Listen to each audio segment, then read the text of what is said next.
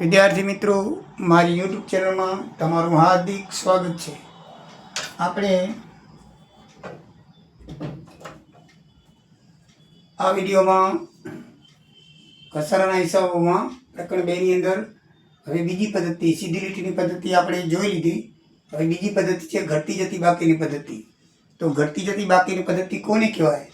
તો આ પદ્ધતિમાં દર વર્ષે મિલકતની શરૂઆતની બાકી પર નક્કી કરેલા દરે ઘસારો ગણવામાં આવે છે.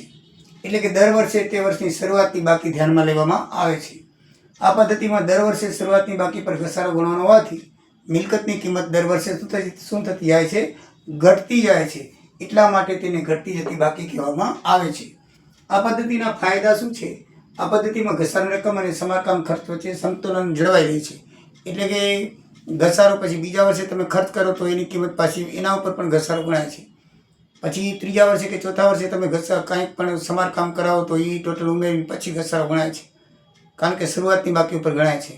જ્યારે સીધી લીટીમાં તો દર વર્ષે એકને એક ઘસારો ગણવાનો હોય છે, એટલે એમાં સમારકામનું અને સંતુલન જળવાતું નહોતું, જ્યારે આમાં સંતુલન જળવાઈ રહે છે.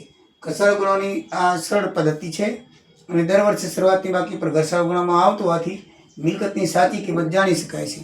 દાખલા તરીકે આમાં પ્રથમ વર્ષે 60,000 હતી, બીજે વર્ષે 57,000 થઈ ગઈ, બરાબર છે, અને ત્રીજે વર્ષે 51,442 થઈ ગઈ, બીજા વર્ષે 54,160 થઈ ગઈ. તો આમ બીજા વર્ષે અંતે કેટલી રકમની મિલકત આપણે થઈ ગઈ છે એ ચોક્કસ જાણી શકાય છે. પછી એ મિલકતોના ગેરફાયદા શું છે? તો જો આ પદ્ધતિ સરળ તો છે પણ સરખા આપતા જેવી નથી. આમાં પણ તમારે દર વર્ષે શરૂઆતની બાકી ઉપર 5% લેખે ઘસારો ગણવો જોઈએ છે. અલગ અલગ આવે છે. એમાં તો એક વખત ઘસારો ગણી લીધા પછી તમારે ઘસારો ગણવાની જરૂરત રહેતી નથી, એટલે એના જેટલી સરળ નથી. પછી આ પદ્ધતિમાં મિલકતમાં રોકાયેલી મૂડીનું વ્યાજ ધ્યાનમાં લેવામાં આવતું નથી. આ બે ગેરફાયદા છે. તો આ મિલકતોનો વપરાશ કઈ મિલકતો માટે આ પદ્ધતિ અનુકૂળ છે? તો જે મિલકતોનો વપરાશ બાદ તેની ચોપડે કિંમત બાકી રહેતી હોય અને લાંબા ગાળાની હોય મિલકત, એ મિલકત માટે આ પદ્ધતિ સરળ છે. એવી કઈ મિલકતો છે? તો ફર્નિચર, ફિક્સર, પ્લાન્ટ, યંત્રો, મકાન વગેરે ઉપર આ પદ્ધતિથી ઘસારો ગણવામાં આવે છે. ચાલો ઉદાહરણ નંબર 2 આપણે સિમ્પલ સાદું એક છે જોઈ લઈએ. કે સુરભી એન્ડ કંપનીએ 57,000 કિંમતનું યંત્ર ખરીદ્યું, જેને ગોઠવવાનો ખર્ચ 3,000 થયો. દર વર્ષે 5% લેખે ઘટતી જતી બાકી પદ્ધતિથી પ્રથમ 3 વર્ષ સુધી ઘસારાની રકમની ગણતરી કરો.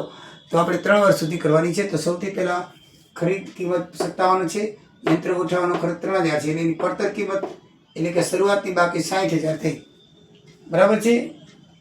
હવે પ્રથમ વર્ષે શરૂઆતની બાકી 60,000, એના ઉપર 5% ઘસારો કરો એટલે 60,000 ના 5% 3,000 બાદ કરો એટલે 57,000 આવે. એ પ્રથમ વર્ષની આખરની બાકી આવે 57,000.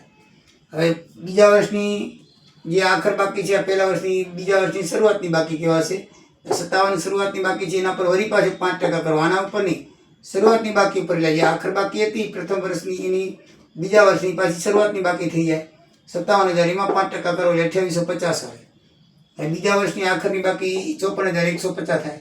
તો ત્રીજા વર્ષે પાછી એ શરૂઆતની બાકી થાય 54,150, એના ઉપર પાછો 5% લેખો એટલે 2708 થાય. ત્રીજા વર્ષની આખરની બાકી 51,442 રૂપિયા રહે. આમ દર વર્ષે ઘસારો આપણે ઘટતો જશે, મિલકતની કિંમત પણ ઘટતી જશે. ટોટલ ઘસારો કેટલો થયો? 3,800, 2850, 2708 એટલે 8,550 થાય. જો સીધી લીટીથી કરવાનો હોય તો 3, 3, 3, 9,000 જ થાય. 3, 3,000 કાપી નાખવાનું થાય, બરાબર. પણ એ પદ્ધતિ પ્રમાણે નથી. આ સાચી પદ્ધતિ છે, જીન્યાની પદ્ધતિ છે, અને એટલે તો આનો સર્વ સ્વીકાર કરવામાં આવ્યો છે. તો મિત્રો, આ રીતે ઘટતી જતી બાકી ઉપર દાખલો ગણવામાં આવે છે. નેક્સ્ટ મોટા દાખલા લઈશું. જય સિયારામ, જય દ્વારિકાધીશ.